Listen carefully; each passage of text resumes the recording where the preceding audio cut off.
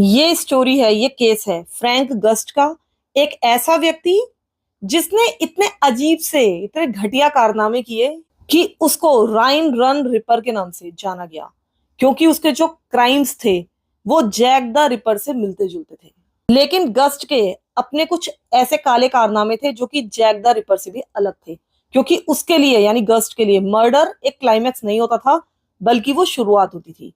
उसको लोगों को मारने के बाद उनके साथ कुछ और भी करना होता था, क्योंकि उसको प्लेजर ना सिर्फ लोगों के मर्डर से मिलता था, बल्कि जो बाकी बचा था यानी डेड बॉडी वगैरह, उसके साथ भी जो वो करता था उससे उसको बहुत ज्यादा प्लेजर मिलता था। बाद में जब पुलिस वालों को वो बॉडीज मिलती थी, या जिनको भी वो बॉडीज सबसे पहले मिलती थी, जो लोग भी उनको देखते थे, उसके बहुत ज्यादा साइकोलॉजिकल इम्पैक्ट होते थे उनके दिमाग पर, यानी कि उनको ट्रॉमा हो जाता था। लेकिन ये सारी चीजें भी इसके प्लेजर का पार्ट थी। उसने एक बार खुद कन्फेस किया था कि वो हमेशा के लिए सोसाइटी के लिए एक थ्रेट बना रहेगा और उसको कभी भी रिलीज नहीं करना चाहिए। लेकिन आश्चर्य की बात यह है कि उसकी रिलीज 2026 में शेड्यूल्ड है, यानी कि इसको 2026 में शायद छोड़ा जा सकता है। ये एक बहुत ही ज्यादा सिकनिंग केस है। और सबसे ज्यादा आश्चर्य की बात यह है कि ये बहुत ज्यादा वेल नोन नहीं है, यानी कि इस पर बहुत कम इंटरनेट पर आपको कवरेज मिलेगी।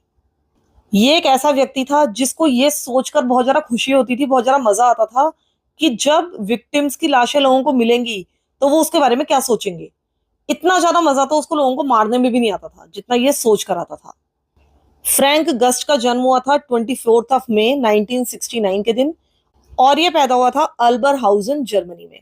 शुरुआत से ही, जबकि वो अभी एक बच्चा ही था, बहुत छोटा बच्चा था, तभी उसके अंदर एक सेंस ऑफ अबेंडनमेंट आ गया था।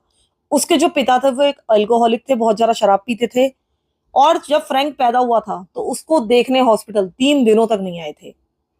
उनके लिए अपने बेटे से इंपॉर्टेंट था लोकल बार्स में बैठकर शराब पीना। उनके पास जितना भी पैसा था वो उस समय शराब पीकर उड़ा रहे थे।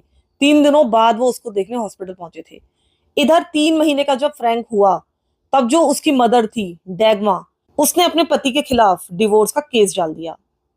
अब इसकी माँ को ही अकेले फ्रैंक की देखभाल करनी थी और उसके बड़े भाई की भी। फ्रैंक ने इसके बाद कभी भी जिंदगी में अपने पिता को दोबारा नहीं देखा। कुछ समय के लिए इसकी नानी यानी कि डैगमा की मदर इनके साथ रहने के लिए आई, बच्चों को पालने में उसकी मदद की। और इधर जो डैगमा थी वो लगातार काम कर रही थी अपना परिवार चलाने के लिए। लेकिन ये सब कुछ बहुत लंबे समय तक नहीं चला। जब इसकी माँ बीमार पड़ी, तब फ्रैंक को एक नर्सरी में प्लेस कर दिया गया, और उसके बाद वो उसी नर्सरी में फुल टाइम रहने लगा। वहीं पर उसको खाना खिलाया जाता था, कपड़े वगैरह पहनाए जाते थे। यानी कि एक तरह की वो गवर्नमेंट रन नर्सरी थी जिसको सरकार चलाती है, इसका पैसा देती है। लेकिन वहां पर भले ही उसको खाना और कपड़ा मिल रहा था, लेकिन कोई भी प्यार नहीं मिला, कोई वार्मथ नहीं मिली, कोई भी इम्पर्सनल केयर नहीं मिली। और इसी तरीके से उसके जो शुरुआती साल थे वो इमोशनल नेग्लेक्ट में बीतते चले गए। उसकी जो अफेक्शन की कमी थी उसकी जिंदगी के अंदर, उससे इसकी पर्सनैलिटी में एक बहुत ही डीप, एक इनविजिबल वुंड हो गया था। कहीं ना कहीं उसकी साइकोलॉजी पर बहुत ज्यादा इसका एडवर्स इफेक्ट पड़ा था। अब आता है 1973 का समय, जबकि अभी वो केवल 4 साल का था। अब तक इसकी माँ डैगमा ने काम कर करके काफी पैसे बचा लिए थे, कम से कम इतने बचा लिए थे जिसके कारण ये अपनी पूरी फैमिली को एक घर में मूव कर सकती थी। अब ये एक छोटे से घर में रहने के लिए आ जाते हैं, जो कि एक छोटा घर था लेकिन बहुत ही कंफर्टेबल घर था। तो अब ये लोग बहुत समय के बाद एक फैमिली की तरह रहने वाले थे। अब फ्रैंक को भी उस नर्सरी में रहने की जरूरत नहीं थी। अब ये जो फ्रैंक नाम का बच्चा था, ये एक बहुत ही स्क्रॉनी, एक बहुत ही सेंसिटिव बच्चा था। वो अभी तक एक नॉर्मल चाइल्डहुड को एक्सपीरियंस कर ही नहीं पाया था। लेकिन अब वो थोड़ा बहुत नॉर्मल चाइल्डहुड फील करने वाला था। स्पेशली उसको संडे मॉर्निंग्स का इंतजार रहता था, जबकि उसकी जो माँ थी सुबह उठकर काम पर नहीं जाती थी। तो वो अपनी माँ के पास उसके बेड पर चला जाया करता था, कडल्स करता था, अपनी माँ को हक करता था। और उस समय की अपनी जिंदगी को वो बहुत ही अच्छा मानता है, एक ट्रेजर मानता है। लेकिन ये अच्छा समय बहुत लंबे समय तक नहीं चला। जब फ्रैंक ने स्कूल जाना शुरू किया तो वो हमेशा एक तरह से लेफ्ट आउट होता चला गया, और वो भी सारे रॉन्ग रीजंस के कारण। वो बहुत ज्यादा सॉफ्ट बच्चा था, मेंटली भी और फिजिकली भी, यानी कि बाकी बच्चों के मुकाबले वो थोड़ा नाजुक था। तो अब जितने भी बुलीज थे वो उसको बुरी तरीके से टारगेट करने लगे, उस पर बिल्कुल भी दया नहीं करते थे। यहाँ तक कि एक इंसिडेंट के दौरान उन्होंने उसकी पैंट नीचे पुल कर दी, और उनके लिए इतना ही एम्बेरस करना काफी नहीं था, बल्कि उसके जेनिटल्स में उन्होंने आइसक्रीम स्मीयर कर दी, और उसके बाद उसके ऊपर एक डॉग को छोड़ दिया, जो कि इस पूरी आइसक्रीम को साफ कर रहा था, जो कि उसके लिए एक बहुत ही ट्रॉमेटिक इंसिडेंट था। ये एक ऐसी घटना थी जिससे किसी भी बच्चे की जो सेंस ऑफ सेफ्टी होती है कि हाँ मैं यहाँ पर सुरक्षित हूँ, उसको शैटर कर सकती है। और यही फ्रैंक के साथ हुआ। इसके अलावा उसकी जो घरेलू जिंदगी थी वो भी धीरे धीरे खराब होती जा रही थी। जब फ्रैंक केवल 8 साल का था तब डैगमा ने एक नई रिलेशनशिप शुरू की। इस व्यक्ति का नाम अननोन है, इसको कभी भी डिस्क्लोज नहीं किया गया, लेकिन ये व्यक्ति जल्दी ही इनके घर में मूव इन करता है और फ्रैंक का स्टेप फादर बन जाता है। वो एक बहुत ही हार्श व्यक्ति था, बहुत ज्यादा बच्चों को डिसिप्लिन में रखना चाहता था। उसको सॉफ्टनेस के लिए कोई भी टॉलरेंस नहीं थी, यानी कि उसको बच्चों में, लड़कों में स्पेशली कोई भी सॉफ्टनेस नहीं चाहिए थी। उसको चाहिए था कि अगर ये लड़के हैं तो इनको बहुत ज्यादा कठोर होना चाहिए। इधर इसके जो जेंटल मोमेंट्स थे अपनी मदर के साथ संडे मॉर्निंग्स में, जिसमें वो अपनी माँ के बेड पर जाता था, उसे कडल करता था, ये लोग हक करते थे, वो सारी चीजें भी अचानक से खत्म हो गई।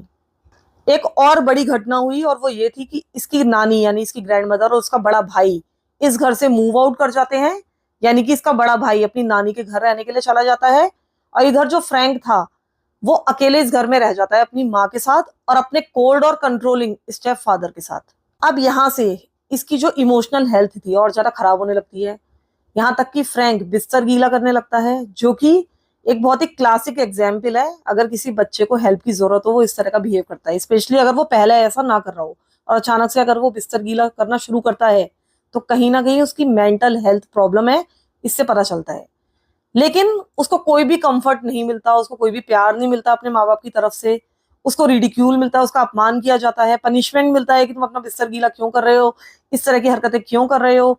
उसका जो स्टेप फादर था उसको मॉक किया करता था, उसको डिसिप्लिन करने की लगातार कोशिश करता था, जो कि बहुत ज्यादा अनफॉरगिविंग था। उसमें दया की कोई गुंजाइश थी ही नहीं। और इधर जो इसकी माँ थी उसने भी ये सब कुछ रोकने की कोशिश नहीं की। वो ये सब कुछ देख रही थी लेकिन उसको रोकने की कोशिश नहीं कर रही थी। शायद उसे भी ये सब कुछ सही लग रहा होगा। इनका एक ऐसा घर था जहां पर इमोशंस को दिखाना, एक्सप्रेस करना वीकनेस की निशानी माना जाता था। और अगर आप रो रहे हैं, कंप्लेंट कर रहे हैं, तो उसकी तो परमिशन ही नहीं थी, उसके लिए तो पनिशमेंट मिलता था। अब इसकी जिंदगी में एक टर्निंग पॉइंट आता है, एक ऐसा पॉइंट जिसे फ्रैंक ने खुद एक टर्निंग पॉइंट माना है अपने बाद के इंटरव्यूज में। जब वो करीब 9 या 10 साल का था तब उसने अपना थोड़ा बहुत पॉकेट मनी सेव किया हुआ था और फाइनली वो अपने क्लासमेट की फैमिली से एक गिनी पिग खरीद कर लाता है। वो बहुत ज्यादा एक्साइटेड था, वो उसको घर लेकर आता है, लेकिन जैसे ही वो घर जाता है तो उसके स्टेप फादर बताते हैं कि उनको गिनी पिग के फर से एलर्जी है और वो इसको घर में नहीं रख सकता। लेकिन ये सुनकर फ्रैंक को बहुत ज्यादा दुख होता है, वो बहुत ज्यादा डेस्परेट था इसको पालने के लिए। तो वो इस गिनी पिग को लेकर अपनी ग्रैंड मदर के घर में जाता है और उनसे बहुत ज्यादा बेग करता है कि इसको यहाँ रख लो। लेकिन वो भी इसको मना कर देती हैं रखने के लिए। वो कहती हैं एक बहुत ही फिल्दी रोडेंट है, मुझे बहुत ही गंदा लग रहा है, इससे छुटकारा पालो, ये बहुत ही एक गंदा सा बदसूरत सा जानवर है। अब उन्होंने तो इससे कहा था कि तुम इससे छुटकारा पालो, यानी कि इसको कहीं छोड़ दो या किसी और बच्चे को दे दो या रिटर्न कर लो जहां से तुम लेकर आए हो। लेकिन फ्रैंक के लिए इसका ये मतलब नहीं था। यहाँ से इसके दिमाग में क्या चल रहा था ये किसी को भी समझ में नहीं आया, लेकिन ये इस तरह की हरकत करता है जो कि किसी ने सोची भी नहीं थी कि ये करेगा।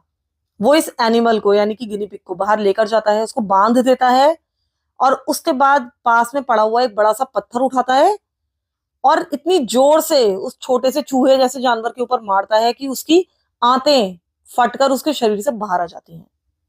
लेकिन आश्चर्य की बात यह थी कि फ्रैंक को ये देखकर बिल्कुल भी दुख नहीं होता, वो रोता नहीं है, बल्कि फैसिनेट हो जाता है। उसको बहुत ज्यादा मजा आ रहा था, प्लेजर मिल रहा था। वो उस मरे हुए जानवर को छूता है और जब वो छूता है तो पाता है कि ये जो जानवर है मरने के बाद भी बहुत ज्यादा वार्म है और सॉफ्ट है। ये एक ऐसा एक्सपीरियंस था जिससे उसको बहुत ज्यादा थ्रिल मिलता है, बहुत ज्यादा मजा आता है। और उसने बाद में ये बात मानी भी।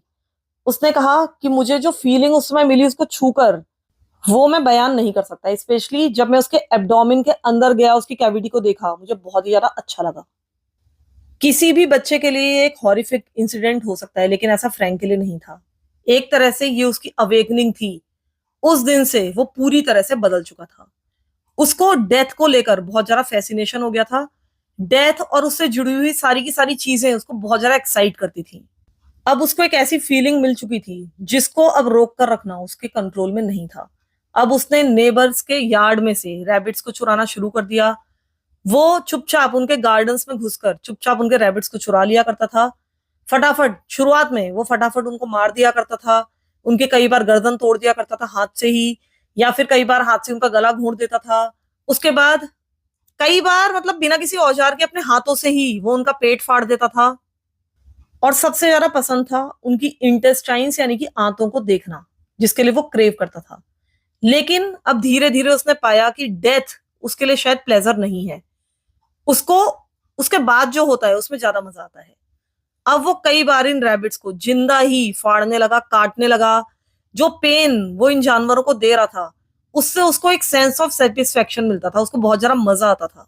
जब उसकी प्यूबर्टी हिट हुई तो उसमें और भी ज्यादा सिनिस्टर चीजें जड़ें जमाती चली गईं। उसकी जो इंटीमेट डिजायर्स थी वो भी सारी वॉयलेंस से जुड़ती चली गईं। उसको कुछ अराउजल जैसी फीलिंग आती थी जब ये एनिमल सफर करते थे। उसको ये सारे के सारे रिचुअल कंट्रोल के लगते थे, डोमिनेशन के लगते थे कि वो उनको डोमिनेट कर रहा है, उसको ग्रेटिफिकेशन फील होता था।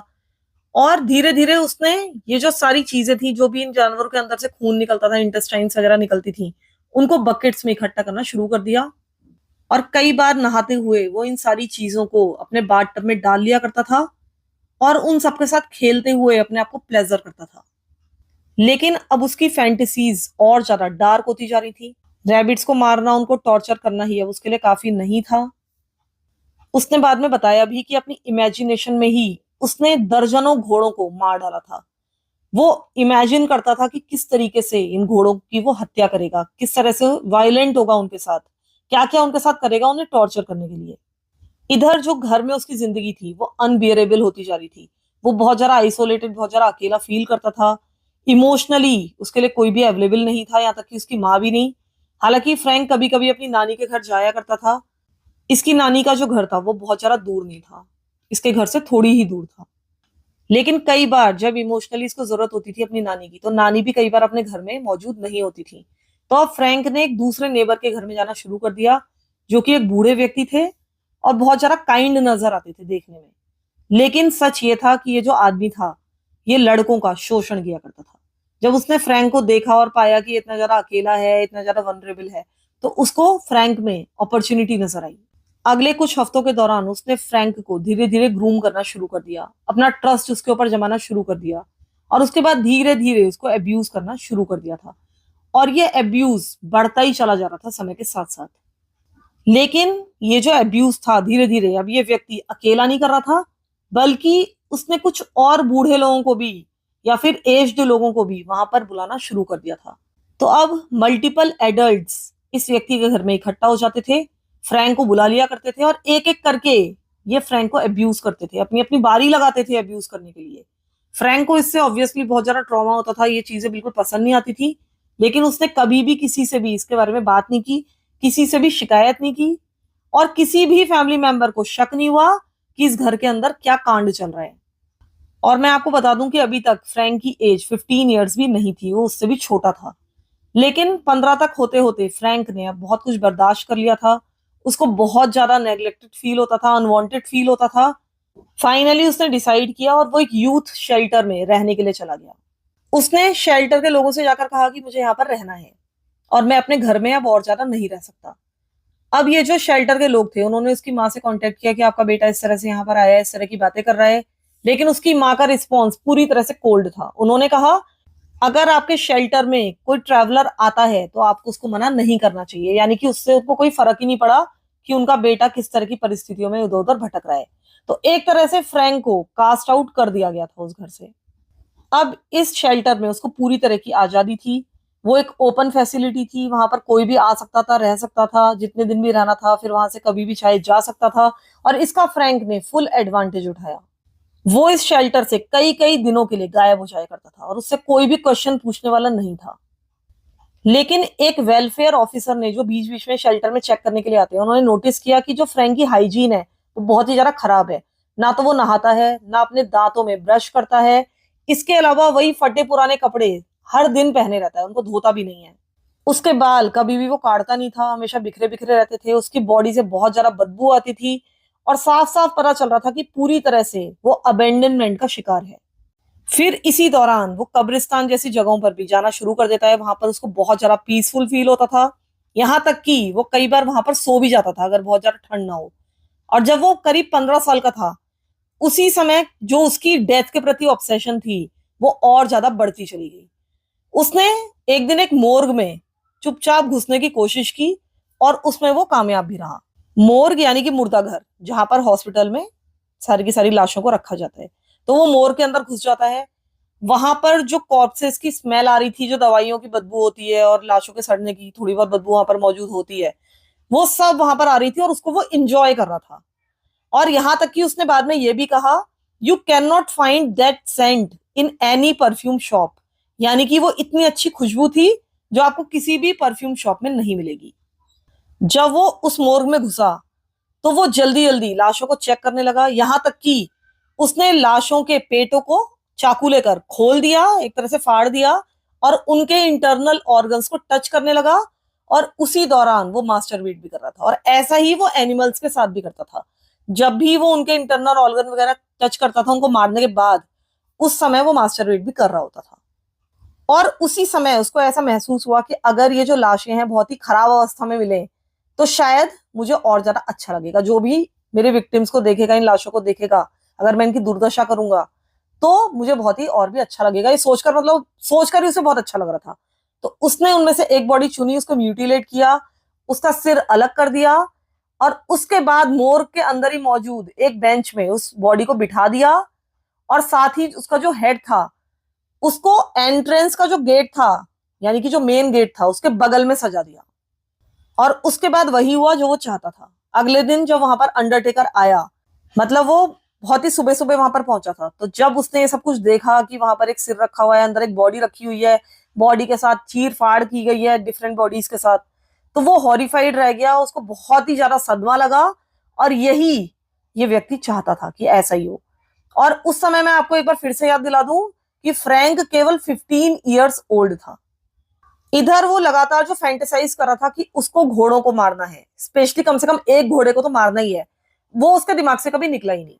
वो किसी लार्जर क्रिएचर की हत्या करना चाहता था, यानी कि किसी ऐसे क्रिएचर की जो कि रैबिट से ज्यादा सब्सटेंशियल हो। और अभी तक उसने किसी भी घोड़े को इसलिए नहीं मारा था, बहुत ही फनी रीजन है उसका, कि उसको डर लगता था कि जो हॉर्सेस हैं उसको किक कर देंगे, उसे लात मार देंगे। तो अब फिलहाल 1992 की तरफ चलते हैं। अब तक फ्रैंक करीब 23 ईयर्स ओल्ड हो चुका था और इस तरह की हरकतें उसकी लगातार जारी थी। 1992 में वो एक हंटिंग लाइसेंस ले लेता है और हंटिंग लाइसेंस लेने के पीछे जो प्लानिंग थी वो उसके दिमाग में लगातार चल रही थी। उसको किसी बड़े जानवर की हत्या करनी थी, उसकी एब्डोमिनल कैविटी को, यानी कि उसके पेट को खोलना था। और तब खोलना था जबकि अभी उस जानवर की लाश गर्म हो। और बहुत अच्छा तो तब होता जबकि वो जानवर पूरी तरह से मरा ना हो। और वो ये भी फैंटेसाइज करता था कि किसी तरीके से किसी जानवर को इमोबिलाइज करूं, यानी कि बस वो हिलडुल ना पाए लेकिन वो सब कुछ फील करे। और उसके बाद मैं उसके पेट को काटूं, उसके पेट के अंदर अपने सारे कपड़े उतार कर घुस जाऊं और जितनी देर तक उसकी बॉडी में रह पाऊं उतना ही अच्छा होगा, उतना ही ज्यादा मुझे प्लेजर मिलेगा। तो ये सारी चीजें वो लगातार इमेजिन कर रहा था। तो जो फ्रैंक था अब लगातार एक पिस्टल लेकर हर जगह जाता था, हर समय पिस्टल लेकर घूमता था। वो रियलिटी से पूरी तरह से डिटैच हो चुका था। उसके अंदर जो इच्छाएं थी वो ही उसको ड्राइव कर रही थी, उनसे वो अपना पीछा नहीं छोड़ा पा रहा था। एक दिन उसकी ये फैंटेसी रियल हो जाती है। वो एक हॉर्स को गोली मार देता है, उसके बाद तुरंत ही उसके पेट को काटता है और उसके बाद अपने कपड़े उतार कर उसके अंदर क्रॉल कर जाता है, उसकी बॉडी के अंदर घुस जाता है। उसकी बॉडी जो कि अभी भी अंदर से एकदम गर्म थी। वो जितनी देर तक हो सके उसके अंदर रहता है। उसको बहुत ज्यादा कंफर्टिंग, बहुत ज्यादा काम लग रहा था और उसको मतलब ये सब कुछ करने में बहुत ज्यादा प्लेजर मिला, बहुत ज्यादा आनंद की अनुभूति हुई। फाइनली वो वहां से बाहर आया। लेकिन अब ये जो फ्रैंक गस्ट नाम का व्यक्ति था, उसकी फैंटेसीज की बाउंड्री क्रॉस हो चुकी थी। वो और ज्यादा डार्कनेस की तरफ बढ़ रहा था। उसने ये सोचना शुरू किया कि अगर किसी जानवर को मारकर मुझे इतना आनंद मिल रहा है तो अगर मैं किसी इंसान को मारूं तो मुझे कैसा महसूस होगा। ये जो फ्रैंक था ये लगातार जंगलों में घूमता रहता था। उसके पास हमेशा उसकी पिस्टल होती थी। जब भी उसे जो भी रैबिट मिलता था उसको गोली मार देता था, केवल टाइम पास करने के लिए। कई बार वो उनके साथ कुछ भी नहीं करता था लेकिन बस उनको मारता रहता था बिना किसी रीजन के। लेकिन 8 सितंबर 1994 की इवनिंग आती है और उस समय उसके दिमाग में कोई भी ऐसी प्लानिंग नहीं थी कि उस दिन उसे क्या करना है। बस वो इधर उधर जंगलों में घूम रहा था। फिर बारिश होनी शुरू हो जाती है और जंगल से बाहर आता है। वो अपनी गाड़ी उठाता है और बस इधर उधर ड्राइव करने लगता है खाली सड़कों में। तभी अचानक ही एक सुनसान सड़क पर उसको एक लोनली हिच हाइकर मिलता है। जैसे ही वो उसके करीब पहुंचता है तो वो रियलाइज करता है कि ये तो एक महिला है। वो अपनी गाड़ी रोक देता है। ये जो महिला थी इसका नाम था कैथरीन थॉमसन। इस महिला की उम्र थी 28 ईयर्स।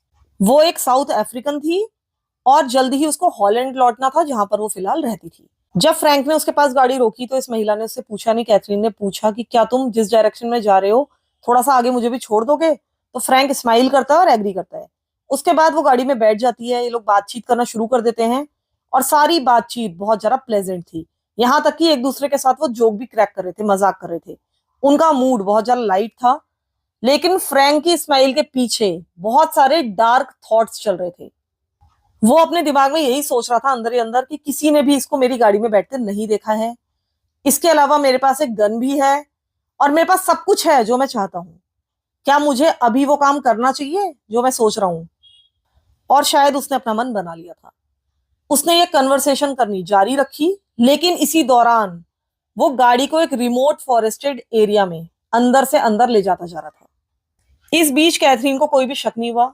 उसको इस एरिया की कोई भी जानकारी नहीं थी, तो उसको ऐसा नहीं लग रहा था कि कहीं गलत जगह मुझे ले जा रहा है। उसके बाद कैजुअली उस फॉरेस्ट के काफी अंदर जाने के बाद उसने एक साइड पर गाड़ी रोक दी। उसने कैथरीन को बताया कि उसको टॉयलेट जाना है। उसके बाद वो टॉयलेट के लिए चला जाता है, लेकिन जब वो वापस आता है तो वो कैथरीन को बताता है कि मेरी कार की कीज कहीं गिर गई हैं, गाड़ी की चाबियां खो गई हैं। तो कैथरीन भी नीचे उतरती है उसकी सर्च में मदद करने के लिए। लेकिन जैसे ही उसकी पीठ फ्रैंक की तरफ होती है, फ्रैंक सीधा अपनी पिस्टल बाहर निकालता है और उसके सिर के पीछे, कैथरीन के सिर के पीछे सीधा गोली मार देता है। लेकिन आपको तो पता ही है कि किसी को मारना उसके लिए क्लाइमैक्स नहीं था, बल्कि एक शुरुआत थी। अब उसको कैथरीन के साथ वो करना था जिसके लिए बहुत समय से वो क्रेव कर रहा था। वो कैथरीन की लाइफलेस बॉडी को एक फॉरेस्ट में खींचकर ड्रैग करके लेकर जाता है। उसके बाद वो कैथरीन के सारे कपड़े उतार देता है और उसके बाद वो नेक्रोफिलिया का एक्ट करता है उस लाश के साथ। ये सब कुछ करने के बाद वो उसका पेट काट कर खोलता है, अंदर जितने भी उसके वार्म ऑर्गन्स थे उनको टटोलता है। वो बहुत ज्यादा सेंसेशन महसूस कर रहा था, इतना ज्यादा जो कि उसने पहले कभी भी महसूस नहीं किया था। उसको बहुत ही सीरियस प्लेजर मिल रहा था उन सारी चीजों में, और ऐसा कुछ भी उसने पहले महसूस किया ही नहीं था। इसके बाद वो उसके ब्रेस्ट पर चाकू मारने लगता है बुरी तरीके से। उसके जेनिटल्स पर बहुत बार चाकू मारता है। उसके बाद कैथरीन के दोनों हाथ काटकर उसकी बॉडी से अलग कर देता है और उसका सिर भी अलग कर देता है ताकि वो आसानी से आइडेंटिफाइड ना हो। वो उसके हाथों को उठाकर काफी अंदर जंगल में फेंक देता है, लेकिन जो सिर था कैथरीन का वो अपने पास रख लेता है। वो उसकी म्यूटिलेटेड बॉडी को सड़क के पास छोड़ता है। वो तो चाहता था कि ये बॉडी दुनिया वालों को मिले, जो भी उसको देखे वो शॉक्ड रह जाए। जो बुरी हालत उसने उस लाश की थी उसको देखकर कोई भी दहल जाता। तो वो चाहता था कि लोगों को शॉक लगे। ये सारी चीजें इमेजिन करके भी कि लोगों को किस तरह से शॉक लगेगा, उससे भी उसको बहुत ज्यादा डीप सेटिस्फेक्शन मिलता था। उसके बाद फ्रैंक वहां पर अपनी गाड़ी में बैठकर कैथरीन का सर साथ में लेकर वहां से चला जाता है। वो उसके सर के साथ भी गलत काम करता है, यानी कि उसको ओरल सेक्स करने के लिए यूज करता है। और फाइनली ऐसा करने के बाद, अपनी गाड़ी में सब कुछ करने के बाद, फाइनली एक ब्रिज के ऊपर जाता है और वहां से नीचे बहने वाली नदी में उस सर को फेंक देता है। कैथरीन की बॉडी अगले दिन लोगों को मिल जाती है। सीन इतना ज्यादा वहां का हॉरिफिक था कि नेशनल हेडलाइंस बनती हैं जब ये लाश मिलती है। लोगों को यकीन ही नहीं हो रहा था कि कोई इतना ज्यादा ब्रूटल एक्ट कर सकता है। लोग बुरी तरह से डरे हुए थे क्योंकि उनको पता था कि जिसने भी ये किया है वो उनके आसपास ही रहने वाला कोई व्यक्ति है। अब ये जो फ्रैंक गस्ट था वो साइलेंट रहने वाला नहीं था। अब पता नहीं उसकी गिल्ट थी, प्राइड था, या कोई ट्विस्टेड डिजायर थी कि उसको रिकॉग्नाइज किया जाए। वो अपनी उस समय की ऑन ऑफ गर्लफ्रेंड जिसका नाम था एलसी, उसको बताता है कि इस मर्डर के पीछे मैं हूं, मैंने मर्डर किया है। लेकिन उसकी गर्लफ्रेंड को विश्वास ही नहीं होता। ऐसा लग रहा था कि बस वो ऐसे ही फेंक रहा है, डींगे हाँक रहा है। यहां तक कि वो अपनी गर्लफ्रेंड को कैथरीन का आईडी कार्ड भी दिखाता है जो कि वो अपने साथ लेकर आया था, लेकिन उसके बाद भी वो विश्वास नहीं करती। अगर वो उसी समय पुलिस वालों को बता देती कि ये सब कुछ कह रहा है तो शायद आगे कोई और कांड ये व्यक्ति ना करता। अब जो फ्रैंक था वो अपनी गर्लफ्रेंड को उसी जगह पर लेकर जाता है जहां पर उसने कैथरीन के कटे हुए हाथों को फेंका था। लेकिन एलजी को ये सारी चीजें रियल नहीं लगती, और जब फाइनली इनको वहां पर पड़े हुए हाथ भी दिख जाते हैं तो वो हाथ भी उसको रियल नहीं लगते। उसको लगता है कि ये कुछ ऐसी चीजें लाकर यहाँ पर फेंक दी हैं, फ्रैंक ने और उसको बेवकूफ बना रहा है। पता नहीं कितनी बेवकूफ थी उसकी गर्लफ्रेंड, लेकिन जो भी है वो उस पर विश्वास नहीं करती और बाद में अपने कुछ फ्रेंड्स को बताती भी है कि ये ऐसा ऐसा कह रहा था। लेकिन जितने भी उसके फ्रेंड्स थे वो भी इस सारी चीज को ब्रश ऑफ कर देते हैं। वो कहते हैं कि तुम्हारा जो बॉयफ्रेंड है वो ऐसी फेंक रहा है, वो ये सब कुछ नहीं कर सकता। उन्हें लगता है कि फ्रैंक उनके साथ कोई सिक जोक कर रहा है। उन्हें यह भी लगता है कि शायद वो जो हाथ थे वहां पर पड़े हुए वो किसी बड़ी सी डॉल के मैनिक्विन के थे, जो कि फ्रैंक ने वहां पर लाकर फेंक दिए होंगे अपने झूठ को सच साबित करने के लिए। यहां तक कि दोबारा जाकर कोई उनकी जांच भी नहीं करता। लेकिन इधर जो फ्रैंक था वो सबको खुलेआम बता रहा था। वो तो एक तरह से दुहाई मांग रहा था कि कोई मुझे पकड़ लो, एक तरह से अगर देखा जाए, लेकिन कोई भी पकड़ने के लिए तैयार था ही नहीं। फिर एक शाम जो फ्रैंक था वो अपनी मदर यानी डैगमा के साथ एक ड्रिंक लेता है और उसके बाद डैगमा, जो कि टैरो कार्ड रीडिंग कर लेती थी अच्छी तरीके से, वो टैरो कार्ड रीड करती है फ्रैंक के लिए, जो कि वो अक्सर किया करती थी। कई सारे लोगों के लिए, फैमिली मेंबर्स के लिए वो टैरो कार्ड रीड किया करती थी। जैसे ही वो फ्रैंक के लिए कार्ड रीड करती है तो डेथ कार्ड निकल कर आता है। उसके बाद वो उसको ब्रश ऑफ करती है, वो दोबारा से रीशफल करती है डेक को और एक बार फिर से डील करती है कार्ड्स। लेकिन एक बार फिर से डेथ कार्ड सामने निकल कर आता है। फ्रैंक इसको एक साइन की तरह लेता है। वो अपनी माँ की तरफ देखता है और सारी चीजें एडमिट करता है। वो अपनी माँ को बताता है कि जिस हिच हाइकर की डेथ हुई थी, हत्या हुई थी, उसके पीछे मैं ही रिस्पॉन्सिबल हूँ। उसने ये भी बताया अपनी माँ को कि ये सब कुछ लेकिन एक एक्सीडेंट था। वो बताता है कि कैथरीन को उसके ग्लव बॉक्स के अंदर उसकी गन मिल गई थी। जब उसने देखा कि मेरे ग्लव बॉक्स के अंदर गन रखी है तो वो पैनिक कर जाती है। वो समझती है कि मैं कोई गलत आदमी हूँ। वो मुझसे स्ट्रगल करने लगती है, मेरी गाड़ी से कूदने लगती है और इतना ज्यादा स्ट्रगल होता है कि वो जो गन थी वो चल जाती है। फिर फ्रैंक कहता है कि मैं तो उसकी बॉडी को वहीं पर छोड़कर आ गया था, मैंने उसे म्यूटिलेट नहीं किया था, उसके साथ कुछ भी नहीं किया था, बाद में पता नहीं क्या हुआ। लेकिन जो डैगमा थी वो उसको डिसमिस कर देती है, कहती है नहीं ऐसा कुछ भी नहीं हुआ है, तुम इस तरह की स्टोरीज लगातार सुनाते रहते हो, इस तरह की बातें करते रहते हो और तुमने ऐसा कुछ भी नहीं किया है, मुझे पता है तुम झूठ बोल रहे हो। उसके आगे सब कुछ ऐसे ही चलता रहा जैसे कि फ्रैंक ने कभी कुछ भी अपनी माँ को बताया ही ना हो। उसने कभी भी इन बातों पर ध्यान दिया ही नहीं। इधर फ्रैंक अलग अलग लोगों के सामने हिंट्स ड्रॉप कर रहा था। एक तरह से वो स्क्रीम कर रहा था कि कोई तो सुने, लेकिन किसी ने भी सुना नहीं। बाद में डैगमा ने अपने बॉयफ्रेंड को भी ये सारी बातें बताई कि फ्रैंक उससे क्या कह रहा था। और मैं आपको बता दूं कि अब तक डैगमा, वो जो पहले वाला बॉयफ्रेंड था जो इसके लिए एक स्टेप फादर के रूप में था, पता नहीं उससे शादी की थी या नहीं की थी, वो जा चुका था और अब इसका एक नया बॉयफ्रेंड बन चुका था डैगमा का, जो कि एक पुलिस ऑफिसर था। तो उसने अपने पुलिस ऑफिसर बॉयफ्रेंड को बताया कि फ्रैंक ने उससे क्या कहा है। लेकिन उसके बॉयफ्रेंड ने भी मना कर दिया कि तुम्हारे बेटे को तो अटेंशन सीकिंग की आदत है, वो तो झूठ बोलता रहता है और फ्रैंक तो इतना वायलेंट हो ही नहीं सकता, वो इतना डरपोक इतना शांत रहने वाला लड़का है, वो तो ये सब कुछ करने के काबिल ही नहीं है, इतना ग्रूसम क्राइम वो कर ही नहीं सकता, वो तो इतना सीधा है। लेकिन वो भी पूरी तरह से गलत था, टेरिबली गलत था। इस मर्डर के कुछ समय के बाद ही जो फ्रैंक की पर्सनल लाइफ थी वो एक बहुत ही अनएक्सपेक्टेड टर्न लेती है। वो एक महिला से मिलता है जिसका नाम था रूफ। वो एक लोकल शॉप में काम करती थी। उनके बीच में, वहां पर शायद ये गया होगा, तो उनके बीच में कन्वर्सेशन शुरू होती है। हालांकि इस महिला को यानी रूफ को फ्रैंक थोड़ा सा ऑड लगता है, लेकिन उसके बाद भी, उसकी अजीब सी अपीयरेंस के बाद भी वो उसकी तरफ आकर्षित हो जाती है। कुछ ना कुछ फ्रैंक के अंदर ऐसा था जो उसको इंट्रीग करता है। फ्रैंक अपना इंटरेस्ट रूफ के प्रति शो करता है। वो रूफ को बहुत ज्यादा काइंड लगता था और जल्दी ही ये लोग आपस में डेट करना शुरू कर देते हैं और डेटिंग के कुछ दिनों के बाद ही ये लोग शादी कर लेते हैं। और ये जानकर आपको और ज्यादा आश्चर्य होगा कि जल्दी ही इनका एक बच्चा पैदा होता है जो कि एक बेबी गर्ल थी। इसी दौरान फ्रैंक को एक स्टेबल काम भी मिल चुका था और ये था एक रूफर के तौर पर, यानी कि लोगों की छत बनाने में मदद करना, उनको रिपेयर करना, ये सारी चीजें करने में वो एक्सपर्ट हो गया था। तो अब ये आराम से अपना काम कर रहा था। उसने शादी कर ली थी, उसका एक बच्चा हो चुका था। तो बाहर से इसकी जिंदगी पूरी तरह से अच्छी नजर आ रही थी। वो सेटल डाउन कर चुका था। वो एक बिल्कुल मामूली वर्किंग क्लास आदमी नजर आता था बाहर से। कई लोगों को वो अनरिमार्केबल लगता था और यहाँ तक कि डल भी लगता था, जिसकी कोई एग्जिस्टेंस हो ही ना। लेकिन ये सब कुछ एक मास्क था। बिहाइंड क्लोज डोर्स उसकी जो अर्जेस थी, उन्होंने इसको कभी भी छोड़ा नहीं था। बस वो सही मौके का इंतजार कर रहा था। वो कई बार अभी भी फॉरेस्ट में जाता था, शीप्स को मारता था, फॉक्सेस को मारता था, या कोई भी जानवर उसको मिल जाए उसकी हत्या कर देता था। ये सारी चीजें फिलहाल उसके आउटलेट के रूप में काम कर रही थी। वो एक तरह से उसकी कोपिंग मैकेनिज्म थी, क्योंकि फिलहाल वो किसी की भी हत्या नहीं कर रहा था। लेकिन उसे पता था कि ये सारी चीजें उसके लिए काफी नहीं है। उसकी जो फैंटेसीज थी वो बार बार उसके दिमाग में घूमती रहती थी, और ज्यादा स्ट्रॉन्गर होती जा रही थी, और ज्यादा ग्राफिक होती जा रही थी। अब वो इमेजिन कर रहा था कि उसने एक महिला का दिल अपने हाथों में पकड़ा हुआ है, जबकि वो महिला अभी भी जीवित है। तो ये सारी चीजें उसके दिमाग में घूम रही थी, और ये उसको करना था। जब वो अपनी वाइफ के साथ इंटीमेट मोमेंट्स में होता था, अपने बेडरूम में होता था, तब भी उसका दिमाग कैथरीन के बारे में सोचता रहता था, उसकी लाश के बारे में सोचता रहता था, उसकी लाश के साथ उसने क्या क्या किया था, वो सब सोचना उसको बहुत ज्यादा अच्छा लगता था। और सच तो ये था कि ये सब कुछ सोचकर ही वो अराउज हो पाता था, नहीं तो वो परफॉर्म कर ही नहीं पाता था। तो फ्रैंक गस्ट उस समय एक साथ दो जिंदगियां जी रहा था।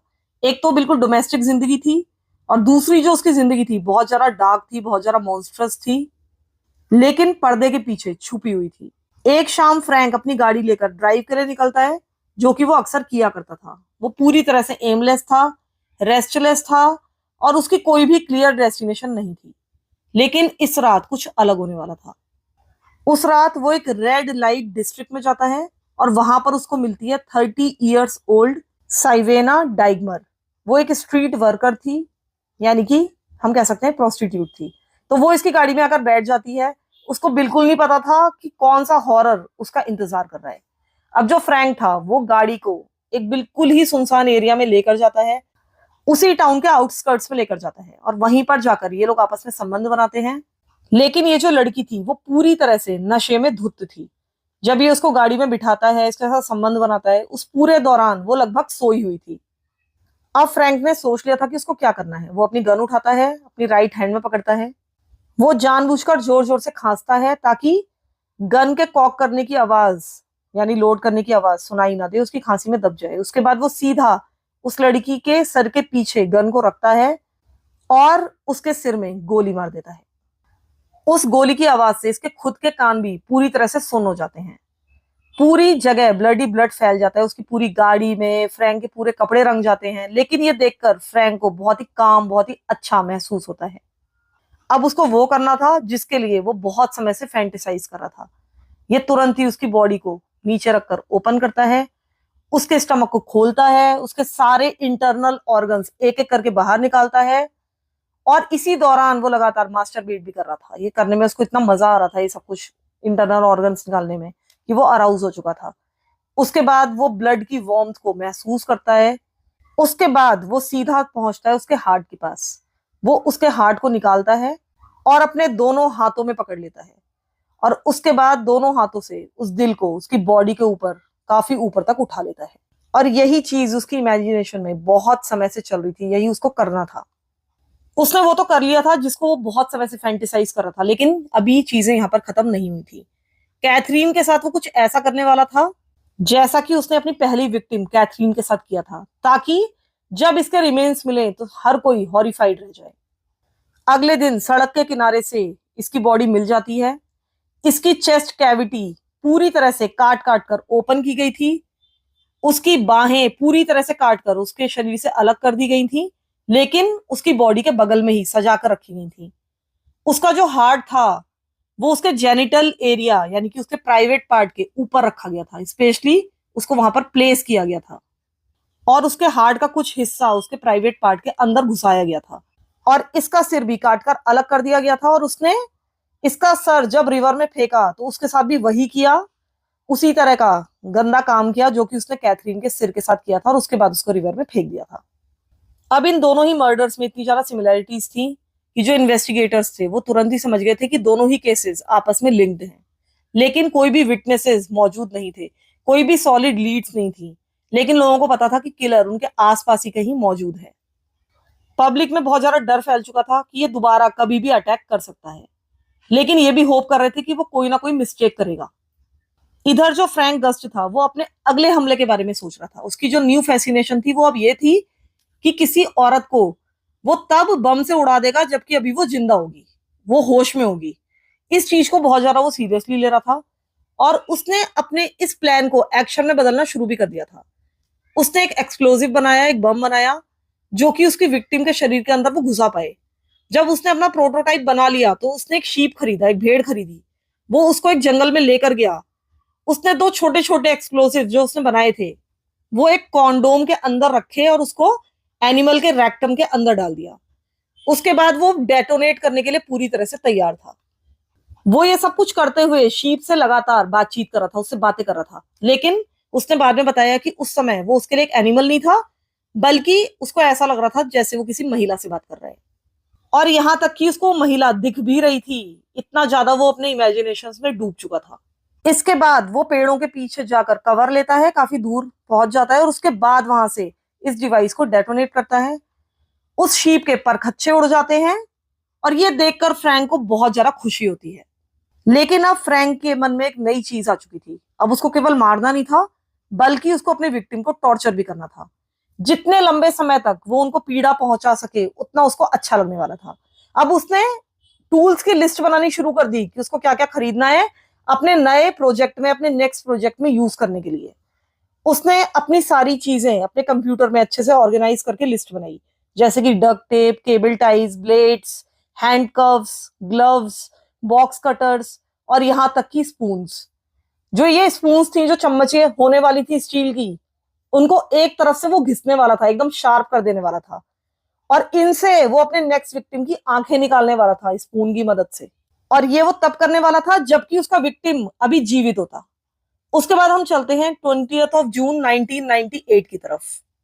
इस समय तक फ्रैंक की उम्र 29 ईयर्स हो चुकी थी। फ्रैंक एक बार फिर से रेड लाइट एरिया की तरफ बढ़ता है। वो एक 26 ईयर्स ओल्ड स्ट्रीट वर्कर को उठाता है, जिसका नाम था सैंड्रा ऑस्ट्रिच। ये उसके साथ बैठकर वहां से जाने के लिए राजी हो जाती है। अब ये इसको भी लेकर जंगली एरिया में जाता है, एकदम रिमोट एरिया में जाता है जहां पर आसपास कोई भी नहीं था। इसके बाद ये उससे पूछता है कि क्या तुम मुझे अपने आप को बांधने की परमिशन दोगी? ये मेरी फैंटेसी है जो कि मैं तुम्हारे साथ पूरा करना चाहता हूँ। और ऐसा जनरली ये जो सेक्स वर्कर्स होती है इनके साथ होता है, इस तरह की फैंटेसीज लोग पूरी करते हैं इन लोगों के साथ। तो वो उसको परमिशन दे देती है, हालांकि वो बहुत ज्यादा हिचक रही थी, लेकिन उसके बाद भी वो एग्री कर जाती है। उसको तो कोई आइडिया ही नहीं था कि उसके साथ क्या होने वाला है।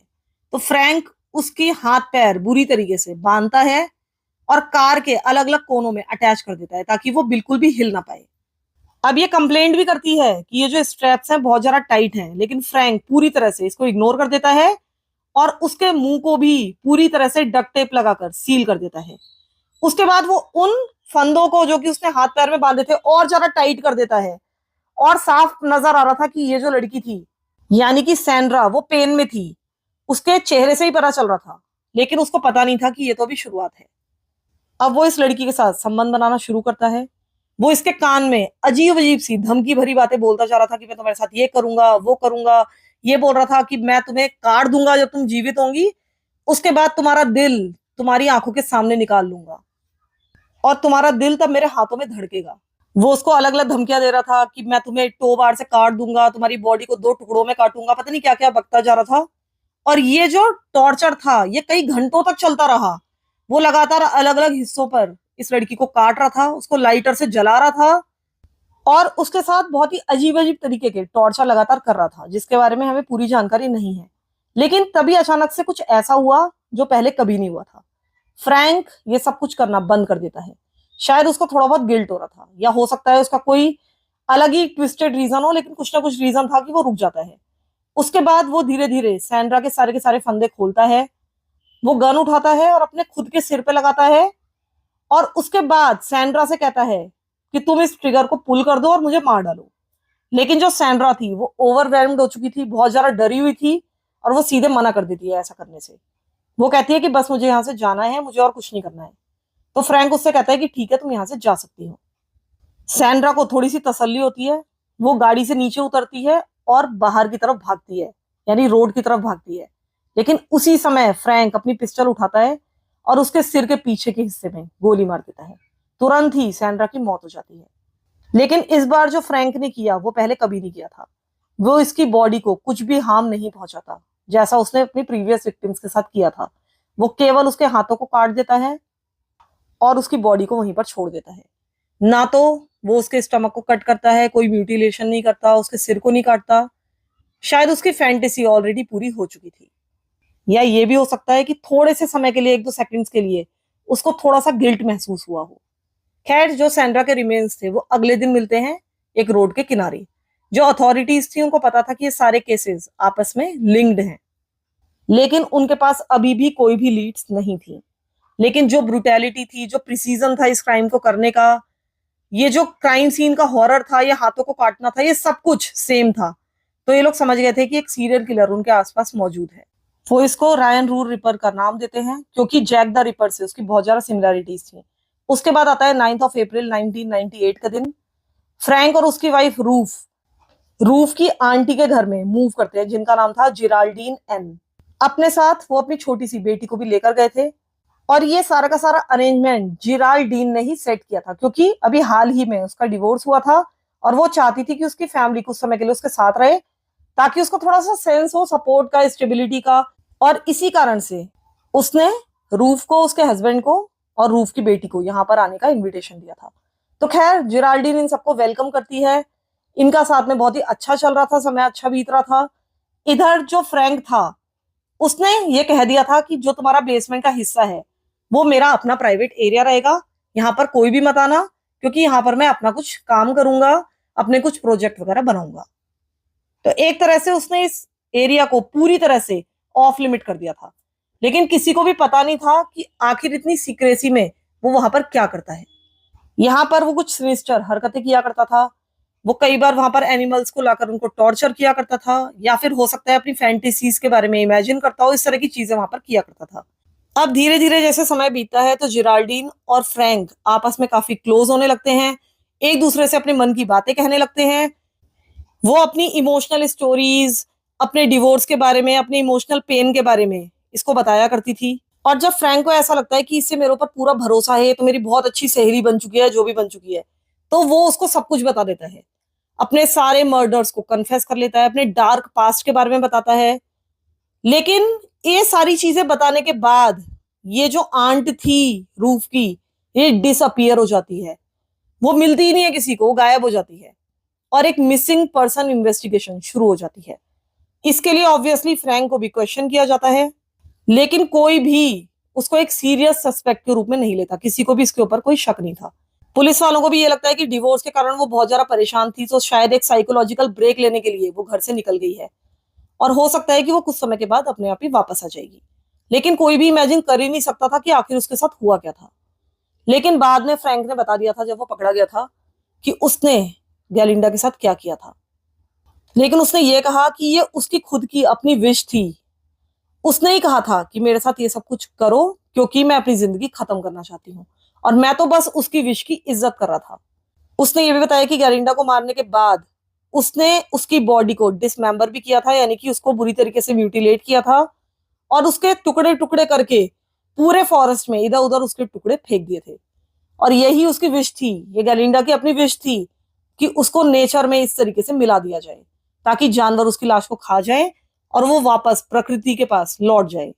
लेकिन ये एक्सप्लेनेशन कभी भी सही साबित नहीं हुआ, पता नहीं क्या सच था और क्या झूठ था।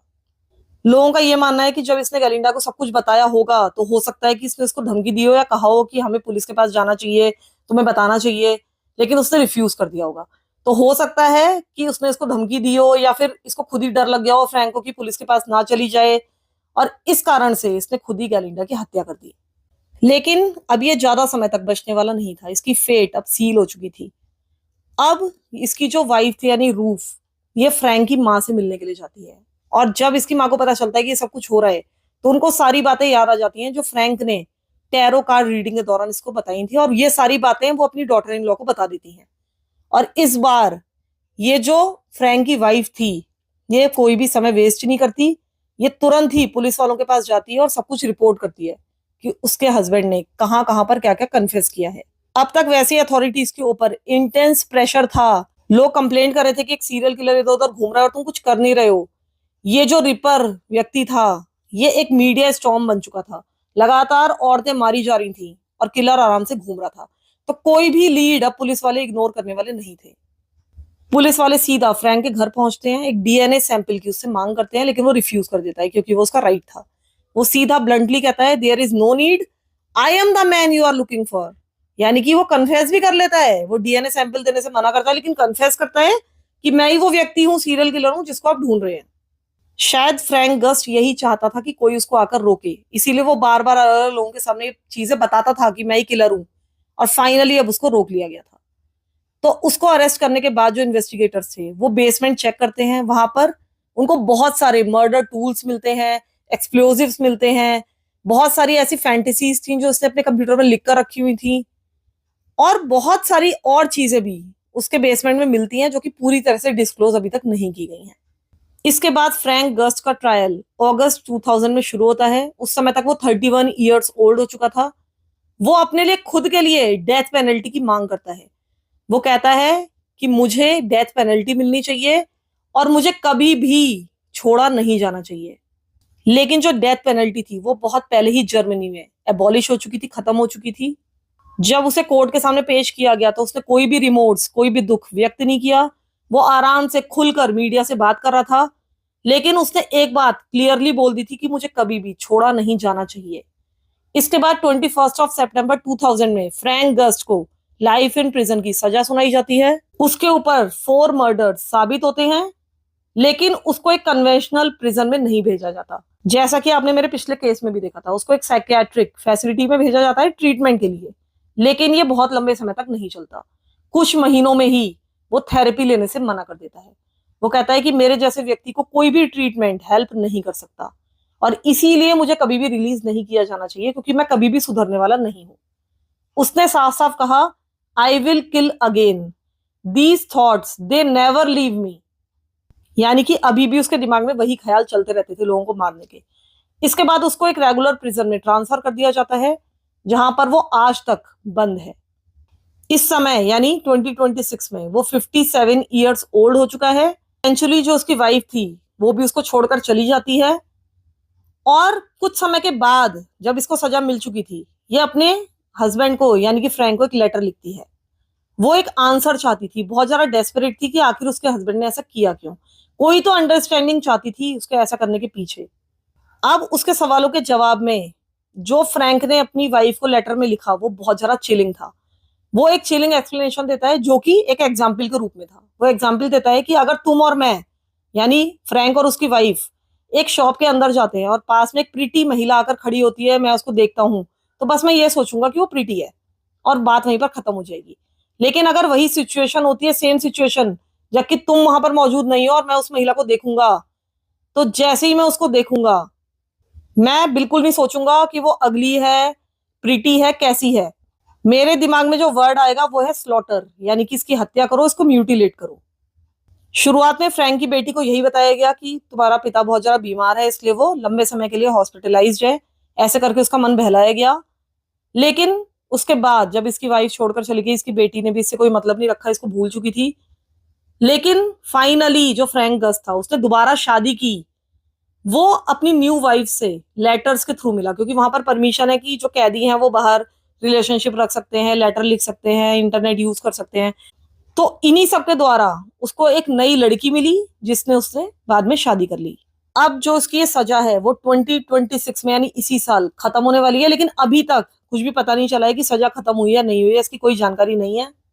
अब फिलहाल वो क्लेम करता है कि वो चेंज हो चुका है, वो एक बेटर इंसान बन चुका है और मुझे फ्रीडम मिलनी चाहिए, मैं डिजर्व करता हूँ फ्रीडम मिलना। उसके विचार पूरी तरह से बदल चुके हैं और उसको कई बार मॉनिटर्ड आउटिंग्स भी मिल चुकी हैं, यानी कि जहां पर वो सड़कों पर घूम सकता है लेकिन उस पर नजर रखी जाएगी। हमेशा उसके साथ ऑफिसर्स होते हैं, वो देखना चाहते हैं कि भीड़ के बीच में उसका व्यवहार कैसा होता है। लेकिन हम कभी भी ऐसे व्यक्ति की गारंटी नहीं ले सकते। जब उसको छोड़ दिया जाएगा, उसको कोई भी मॉनिटर नहीं करेगा, तो शायद वो एक बार फिर से सोसाइटी के लिए बहुत खतरनाक साबित होगा। यहां तक कि उसकी खुद की माँ ये कह चुकी है कि अगर उसको छोड़ा जाएगा तो एक बहुत ही हाईली इररिस्पॉन्सिबल बात होगी, ऐसा कभी नहीं होना चाहिए। अगर मुझे पता चलेगा कि इसको छोड़ दिया गया है, ऐसे कोई भी जानकारी मिलेगी, तो मैं आगे आपको जरूर बताऊंगी कि इस व्यक्ति के साथ क्या हुआ, ये अब क्या कर रहा है, कहाँ पर है। लेकिन फिलहाल ऐसी कोई भी जानकारी नहीं है और ये अभी भी जहां तक मुझे लगता है जेल में बंद है। तो फिलहाल के लिए इतना ही। आप लोग बताइएगा कि ये वाला केस आपको कैसा लगा, हॉरिफिक लगा या नहीं लगा। साथ ही वीडियो को लाइक कर दीजिए, एक एक कुछ भी छोटा मोटा कमेंट लिख दीजिए, जिससे थोड़ा सा चैनल के व्यूज बढ़े। हालांकि व्यूज तो बढ़ नहीं रहे, लेकिन फिर भी मुझे अच्छा लगे कम से कम। इसके अलावा वीडियो को हाइप कर दीजिए अगर हो सके तो। और जहां तक उम्मीद है आप लोगों ने सब्सक्राइब तो कर ही लिया होगा। तो फिलहाल के लिए इतना ही। Thank you so much for listening to my stories. Thank you so much.